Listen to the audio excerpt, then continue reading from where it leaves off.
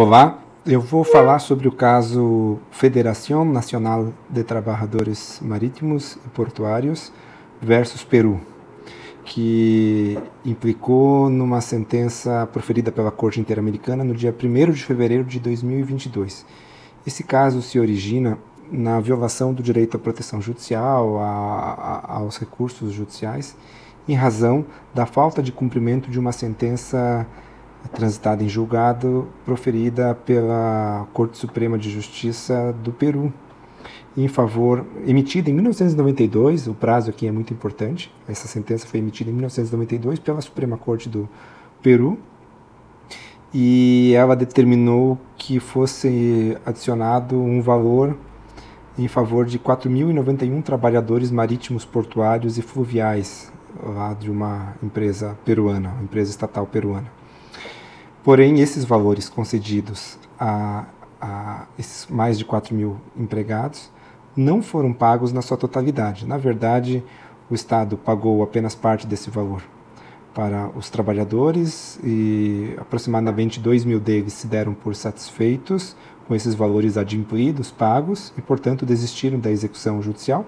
Porém, outros 2.000 trabalhadores, mais ou menos 2.000 trabalhadores, continuavam, pelo menos até 2022, perseguindo o pagamento integral dos valores que lhes foi concedido pela Justiça peruana. Portanto, depois de 25 anos, sem o cumprimento total dessa decisão da Suprema Corte peruana, a Corte Interamericana reconheceu que foram violados os artigos 8º e 25, os direitos à proteção judicial e aos recursos judiciais, e também aqui reside a parte mais interessante da sentença. A Corte Interamericana entendeu que foram violados os artigos 21 e 26 da Convenção Americana sobre Direitos Humanos, ou seja, que foi violado o direito à propriedade privada, a propriedade privada dos trabalhadores, e também o direito ao trabalho, o direito ao labor, o direito trabalhista, o direito a um trabalho remunerado dessas vítimas. Em virtude desse contexto, desse pano de fundo, que não é lá tão complexo de se compreender, né, fundamentado basicamente no atraso da Justiça em dar cumprimento à sua sentença, em razão disso, a Corte determinou a adoção de algumas medidas ao Estado peruano.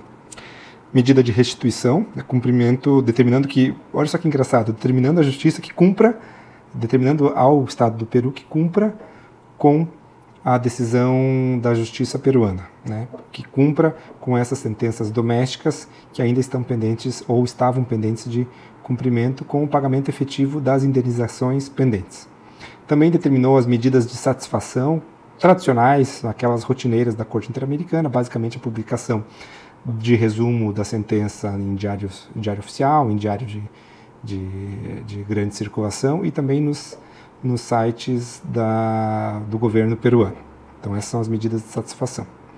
Para além disso, determinou medidas de indenização compensatórias a título de dano imaterial. O dano material não foi reconhecido, uma vez que a própria Corte entendeu que as medidas de restituição, né, o cumprimento das sentenças com o pagamento dos valores reconhecidos pela Suprema Corte do Peru já seria medida suficiente. Portanto, reconheceu apenas o dano imaterial, o dano moral.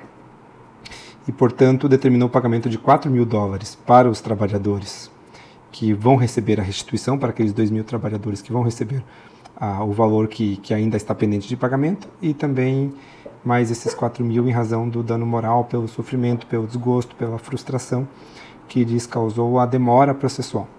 E 7.000 para aqueles trabalhadores que acabaram desistindo de perseguir, de continuar com a execução civil, com a busca pelo recebimento dos valores. Esses vão receber $7.000, segundo a Corte Interamericana, uma vez que eles não serão contemplados com o valor, a diferença que o Estado peruano não pagou para todos eles. Alguns desistiram, outros continuam ainda com esse direito vivo e com a possibilidade de receber esses valores pendentes. Então foi essa a divisão, $4.000 e $7.000. As linhas de proteção, né, jurisprudencial reconhecidas pela Corte Interamericana são basicamente as seguintes. direito à proteção judicial gera o dever ao Estado de prever os recursos efetivos diante de violações de direitos humanos, né, de modo que as autoridades tenham essas ferramentas com as quais fazer a defesa e a proteção das pessoas, das vítimas de violações de direitos fundamentais. Então, o dever de criar esses mecanismos e colocá-los à disposição. Porém, e mais do que isso, a Corte Interamericana também reconhece como parte do direito à proteção o dever do Estado de garantir meios para executar as respectivas decisões. Portanto, o direito à proteção judicial não abrange apenas o direito aos recursos efetivos, o direito de buscar o judiciário, o direito de receber sentenças, receber provimentos jurisdicionais emitidos pelo Poder Judiciário a tempo, mas também abrange, envolve o direito de que essas sentenças sejam a tempo cumpridas, efetivamente executadas.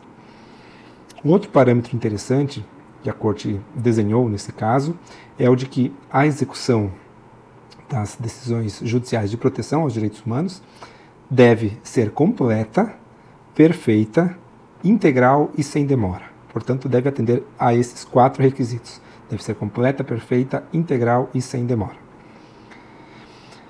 Essa obrigação de proteção judicial que abrange o direito a uma execução efetiva se vê acentuada, segundo a Corte, em relação às pessoas idosas. Portanto, esses casos requerem um critério, um mecanismo reforçado de celeridade.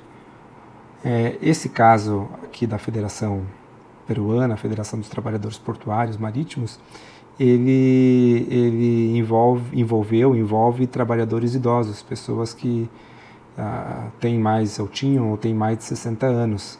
Portanto, o dever de celeridade, nesses casos, acaba se revelando ainda mais importante.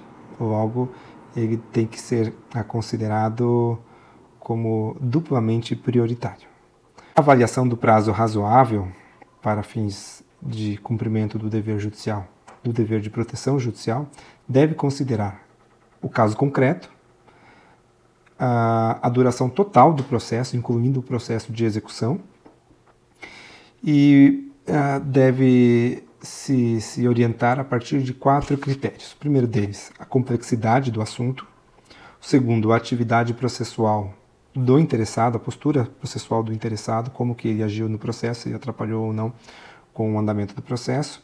Em terceiro lugar, deve ser avaliada a conduta das autoridades judiciais, das autoridades do sistema de justiça.